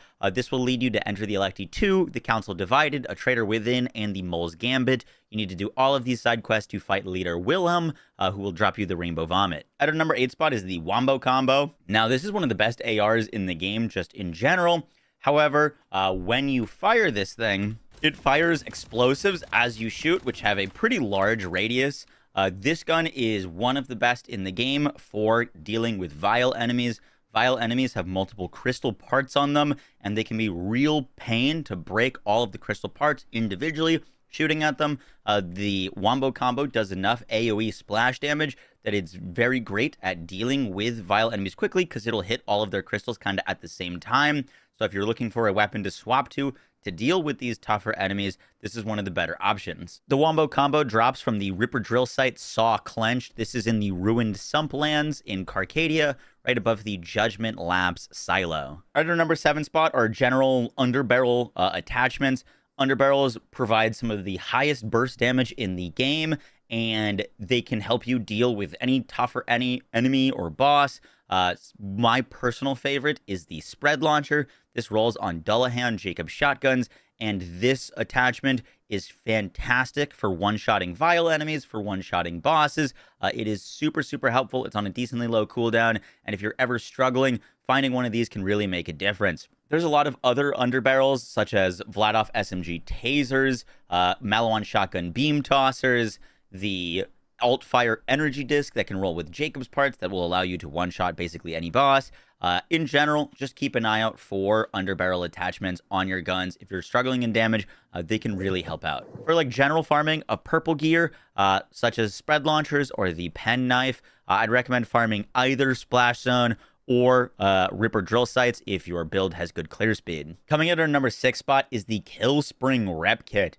Now, this comes with the legendary perk Blood Siphon. On kill, converts 100% of any excess damage into healing orbs that seek out nearby allies. Now, this you count as an ally, so if you don't want to spec into a bunch of skills that heal you and spec into survivability, you just want to spec all damage, you can use this. It'll heal you, and the more damage that you're dealing, the more you're healing. It's a really, really powerful rep kit, and it can come with some decent healing on its own on a low cooldown. So honestly, one of the better ones in the game. The Kill Spring also drops from Axmal in the Toil of Spoiling Vis Abandoned Auger Mine in the Carcadia district of Dominion. At our number 5 spot is the Vivisecting Throwing Knife. Now, you've probably seen and heard about this knife. You're probably sick of hearing about it. However, I do just have to mention it. It improves the damage of just about every single build in the game, unless you're playing an ordnance build. Basically, this knife allows you to automatically critical hit targets for 5 seconds. This is any status effect damage, skill damage, action skills, guns, whatever, gets a huge damage increase on targets. If you are lacking in boss DPS, this will massively improve your damage, and it comes on low cooldown, so you can use it even when you're mobbing. If there's a tanky elite or badass, you just throw this at them, and then they're gonna die very, very quickly. At our number 4 spot is the Hot Slugger Shotgun. This is genuinely one of the most powerful legendaries in the game. It's good on all of the characters, and it provides just ridiculous amounts of damage. There isn't a build that really doesn't benefit from having this on them. It also stacks off of non-kills generated by this weapon. So for example, if you're playing a melee build and you're holding this, you just can stack up 90% increased damage. That damage is localized to the gun. However, let's say you're playing a melee build and you go down. Now you've got a gun that you can shoot that has 90% increased damage, and it's a great get out of fight for your life tool. You can't use ordnance in fight for your life, so now you've got something that you can just hold on non-gun builds that will stack up damage even if you're not shooting with it, and you get a free fight for your life with this. It also one-taps most enemies in the game. Your amount of gun damage increases in your skill tree are pretty reserved. A lot of them give you like 25 to 30% gun damage. Just holding this can stack up to 90% increase for itself. It is ridiculously powerful, and if you're ever struggling or want to blast through the campaign quickly, this is the gun to go after. The Hot Slugger drops from Craven's Nook Order Bunker from Callus, the Harbinger of Annihilating Death. This is just above the Bones of Sanctuary fast travel. Our next legendary is the Fireworks Shield. If you are struggling with killing a lot of enemies or want to kill a lot of enemies faster, this is the shield to wear. This will carry you for most of the game, honestly. I remember getting like a Fireworks at level 18, and I think I was still using it into my like 30s. Basically, anytime you get a kill, you spawn missiles that home in on nearby enemies and deal damage. The damage that this deals proportional to the amount of damage that your guns deal at early levels and even later into the game is pretty silly. And you can get more missiles on armor segment break. So when you're dying, when you're getting damaged, these will also spawn. It just improves any builds like mobbing clear speed substantially, and it's definitely one to look after. The Fireworks Shield drops from Splash Zone. This is just to the right of your spawn point at the abandoned post. At our number 2 spot is the Super Soldier Shield. this is one of the most useful shields on just about any build. It reads power play when your energy shield fills, grant an overshield when energy shield is full, grant 25% fire rate, 25% movement speed, and regens 1 ammo per second. If your energy shield is full, when you're traversing around the map, you're going to be moving faster. If you want to get from destination to destination, normally you'd have to spend like 5 skill points just to get this amount of movement speed. Just putting the shield gives it to you. Ammo regen skills are also quite rare. This gives you ammo regen. 25% fire rate is massive. Most rep kits roll with 15% fire rate, so you get 10% more than that, and you're getting all of these bonuses all at the same time. It is just a ridiculous powerhouse of a shield, and one that will benefit just about any build you're playing. The Super Soldier drops from Via Lictor in the Umbral Fortress. If you're on a character that has not completed the story, but you did the campaign skip, to get there, you're going to want to go to the Substation Cannery. This will get you into Via Lictor if you haven't done the story quest. And lastly, at our number 1 spot, but once again, this is not a list in order of usefulness, it's just a list, is the Triple Bypass. Now, this rep kit is so great because, one, it has 3 charges. It's the only rep kit in the game that will come with 3 charges, and it has a chance to replenish a charge on kill by 30%. So basically, you always have rep kit charges. It can roll with all of the other perks. So let's say you want to do a build where you're killing bosses and you're using an amp that amps your first shot. This will amp your next 3 shots because you can rep kit with the amp, shoot, rep kit with the amp, shoot, rep kit with the amp. You just up your damage by basically 600%. However, it can roll with movement speed, so you can always keep up a 40% movement speed buff. There's so many things that this rep kit can use and benefit from. One of the best is honestly with caffeine. It reduces your action skill cooldown whenever rep kit is activated. Let's say you're playing Amon with a 75% cooldown. Doesn't really matter how long your cooldown is. This is 25% off your cooldown. You get 3 charges. 75% of your cooldown is gone basically instantly. It is massively helpful if you want to use it for survivability. It's great for that. Damage, great for that. Utility, great for that. I don't see myself using many other rep kits after I started to farm for this thing. Would recommend. The Triple Bypass is dropped from Backhive in the Claim Abandoned Auger Mine in Fadefield's Dissected Plateau. Guys, that's going to do it for the video. I hope you enjoyed. I will catch y'all in the next one. Take care. Peace. Built on the powerful NVIDIA Blackwell architecture and equipped with 96 gigabytes of ultra-fast GDDR7 memory, the RTX Pro 6000 Blackwell Server Edition brings groundbreaking capabilities to a wide range of workloads, including agentic and generative AI, scientific and data analytics, AI-driven rendering, and graphics, and beyond. Compared to the architectures of previous generations, this new iteration delivers substantial performance gains across the board. Expect up to 5 times faster LLM inference throughput for agentic AI applications, nearly 7 times faster genomic sequencing, 3.3 times faster text-to-video generation, and more than 2 times speed up in rendering. The NVIDIA RTX Pro Blackwell series merges transformative AI with unparalleled graphics performance, redefining visualization, simulation, and scientific computing, empowering enterprise professionals globally. See what's possible with the NVIDIA RTX Pro Blackwell 6000 Server Edition and unlock a new frontier of AI-powered work.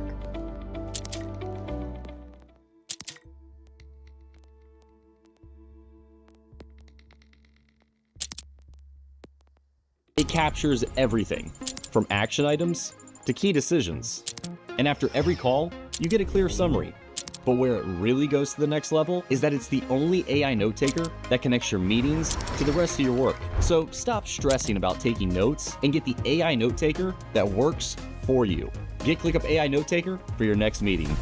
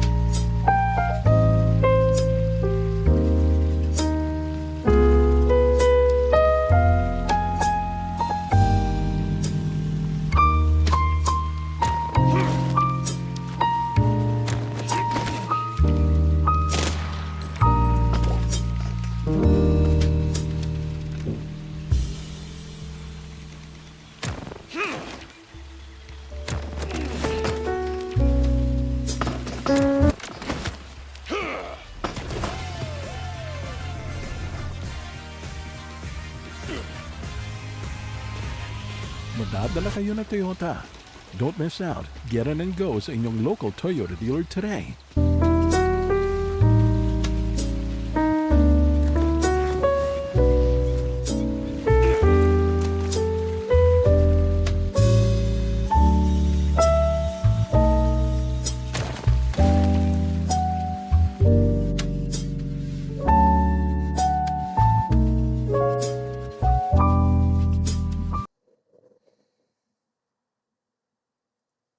Are you fishing in Borderlands 4 and getting can after can after can after can, and maybe you only have a couple of white and green items to show for it?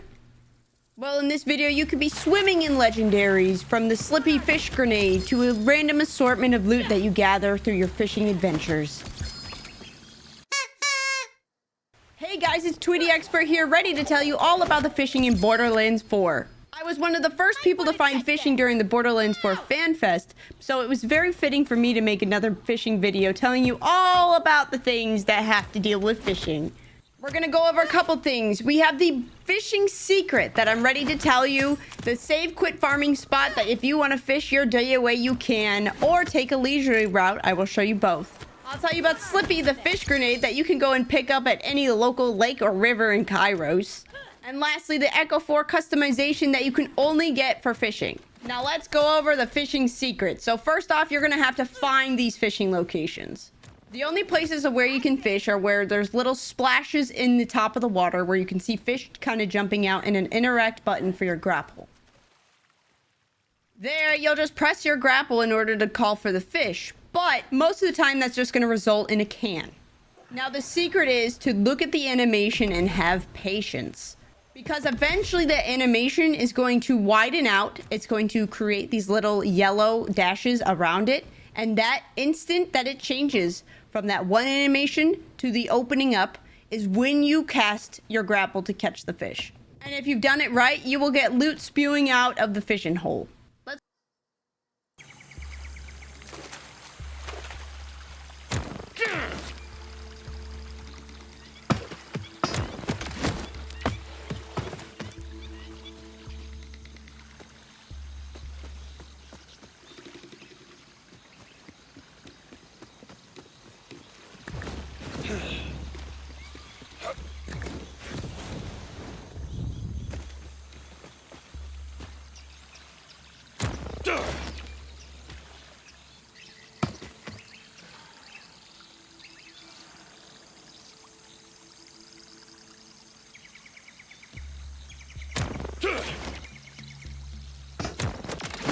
Freakier.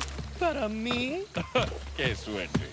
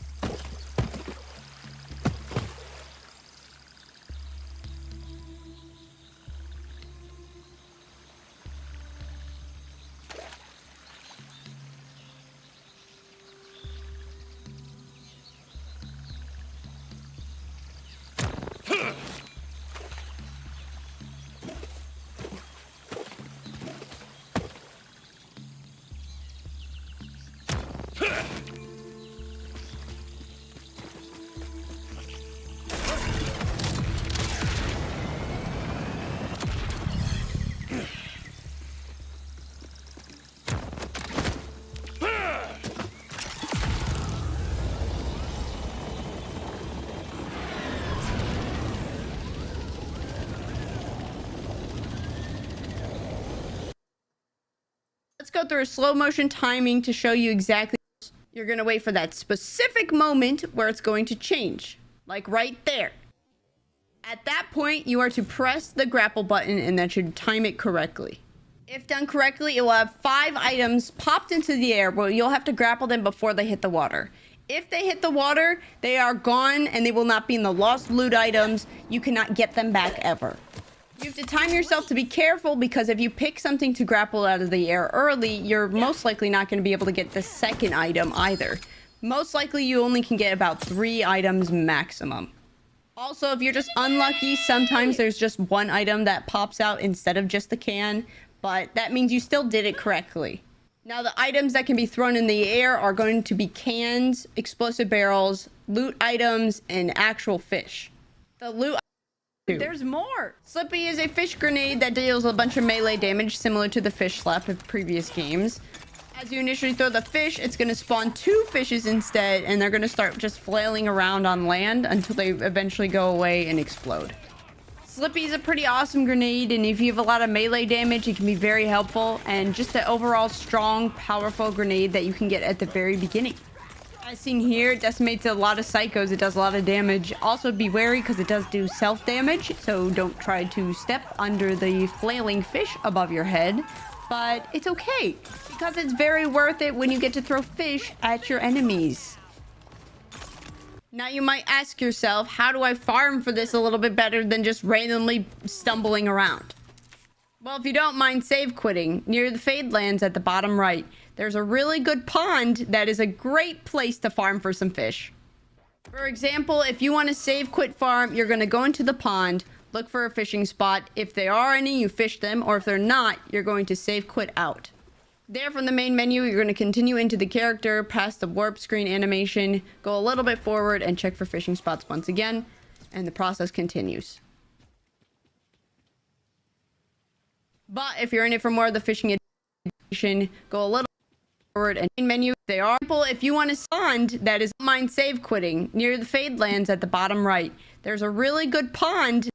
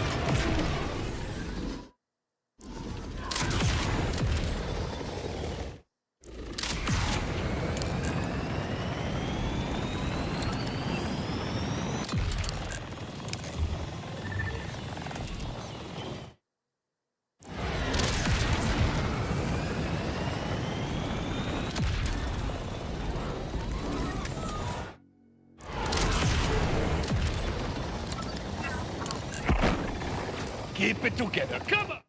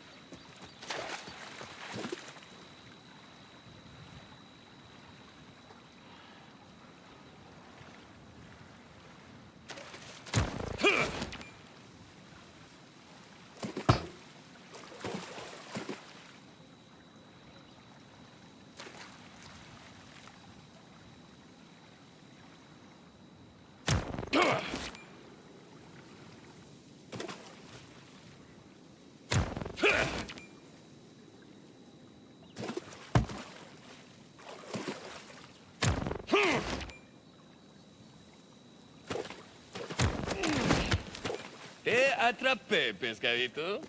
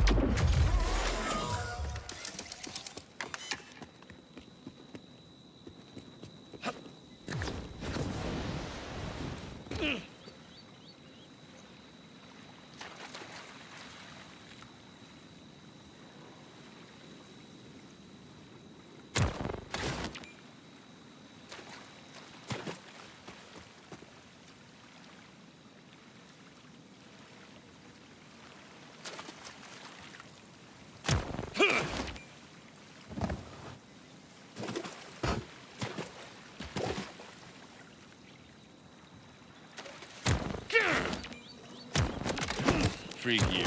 Para mí. Qué suerte.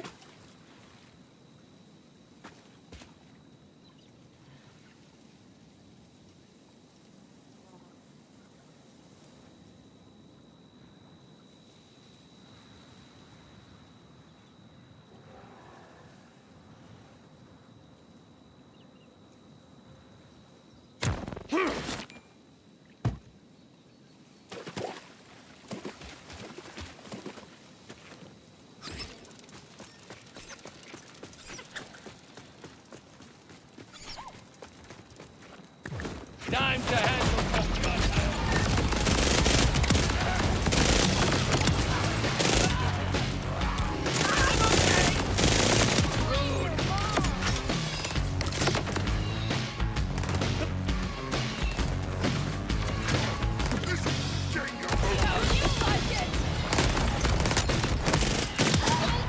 See that? This is gonna make us hurt. Like it's a driving test.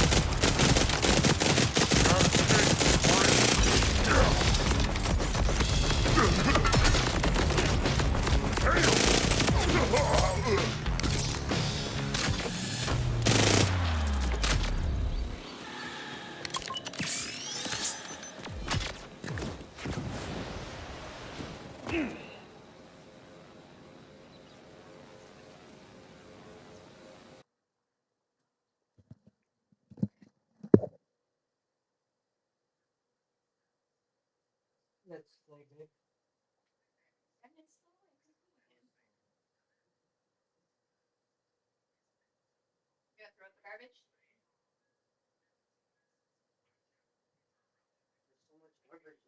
Yeah, that's why I told you to throw it out.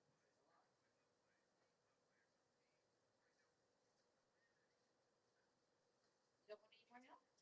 You sure? Oh, offering.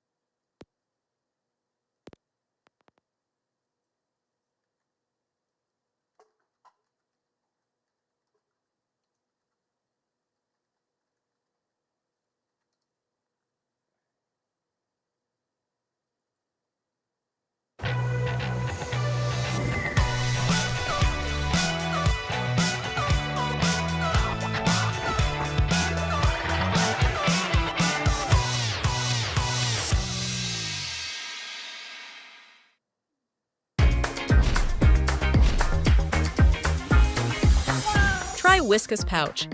Yo, Vault Hunters, Logisan here, and welcome to the channel. Hope you guys are having a fantastic day and you're still enjoying Borderlands 4, as there is just about the author. You just have to go follow a bunch of challenges which you find in your mission log, but there is some nuances to it and there's a lot of bugs behind it as well. So with this updated video, I'm gonna hope to just answer a lot of comments and a lot of issues you guys were having with the rank up system from the previous video. So without further ado, let's just hop straight into it. So once you beat the story, the campaign, you'll immediately unlock the option to go ahead and get your ultimate Vault Hunter rank. Doesn't matter what level you are. A lot of people are asking, can you do the ultimate Vault Hunter challenges while you're leveling up a new character? Yes, you can. The enemies are just going to be quite tough and their levels are going to also increase as well. So it could be a lot tougher as a lower level character, but you do have access to the system. So let me show you guys how you can toggle this. You just have to press escape or whatever it may be on console to get to this menu over here. And you can see your session settings. You see currently we're on our second character, our Rafa. We're almost at UVH 5. But what you do is you click that and then is your ultimate Vault Hunter levels. You can choose between them. You can even turn it off and you can change between easy, normal and hard. So there is the ultimate Vault Hunter ranks. And then once you apply it, if you want to change a different rank, then you actually have to reload the lobby. So automatically just do that, and tried with my buddy, didn't count. Also to keep in mind, a lot of people, so rank 1 is pretty much just they walk you towards it because it's all just missions. So that's why rank 1 is super easy to get to unlock it, complete this wildcard mission. So these 4 things, it tells exactly where to go. So you basically just have to go over there and kill that enemy one time on this difficulty, so UVH 1. And these are all parts to get to UVH 2, because you got to complete all these challenges to then get the wild.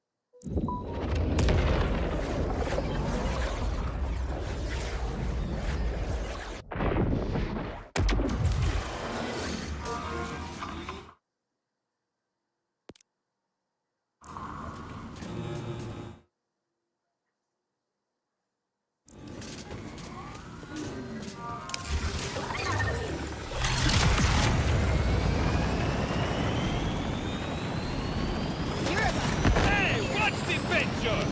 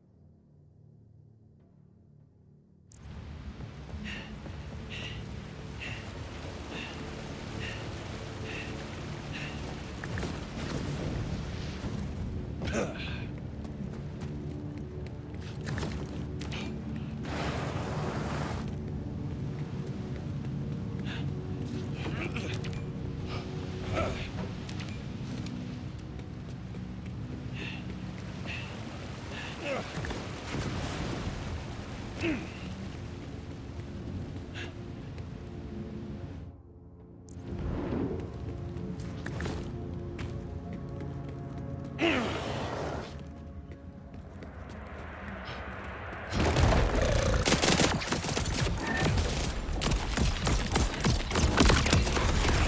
dare say that one's dusty.